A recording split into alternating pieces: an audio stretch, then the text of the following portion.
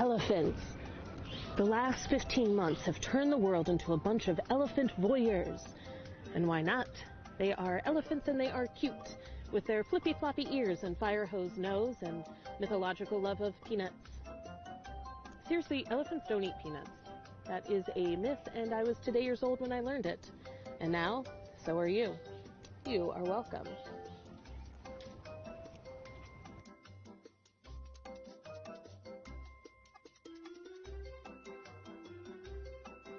The international media are desperate for news that's not COVID related, and we the public are eating it up like so many peanuts the elephants eschew. These hoover-nosed pachyderms are on a mysterious march through Yunnan province in China. But where are they going? And why? One theory is that the Wi-Fi reception is bad. No one can get their Maps app working, and someone is just too proud to pull over and ask for directions. Looking at you, George. Just wandering aimlessly. I mean, you're 500 kilometers from your original habitat in Xishuangbanna, George. 500 kilometers! Typical George. When will you swallow your pride and just ask one of these nice officials for help? They'd be more than happy to direct you home, but no, someone just has to be right all the time. George.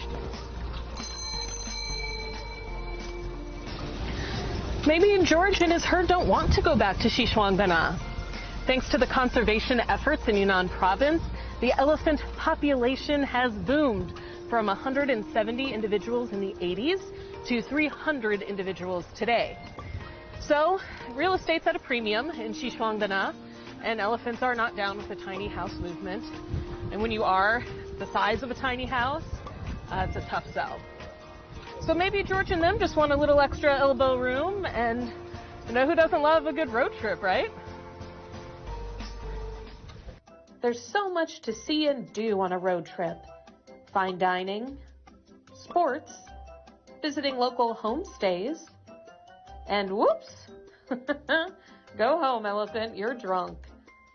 Literally drunk. Apparently 2 of them went on a wine bender, passed out, and slept it off in a stranger's garden. No shame. We've all been there. While this may be a lark for the elephants, their human counterparts are keen to keep them in the wild and away from populated areas. The elephants have already run up a hefty tab of $1 million with no foreseeable plans to close it out and pay up. The cheapskates. Anyhow. You got this, yeah? Now I know what you're thinking. Why not a tranquilizer to the butt? Butt darts have been used to tranquilize and transport elephants in countries such as Kenya. But it's tricky to get the dosage correct in relation to each individual elephant's weight to ensure safe transport. And do you want to ask Marjorie what she weighs? Fortunately, China has a team of experts to help the parading pachyderms get safely to wherever it is George is leading them. Any ideas on that yet, George? No? Typical. Well, until George figures it out, authorities are monitoring them round the clock, and they're trying to divert the elephants back to their original habitat with food in a very Hansel and Gretel kind of way, but without the witch in a candy house who will try to eat them later. But the elephants refuse to be diverted from the rambling path George has set them on. While we wait for the elephants to make up their mind on where they want to settle, you can bet that China's dedicated team of experts will be right there to ensure the health and safety of elephants and humans alike.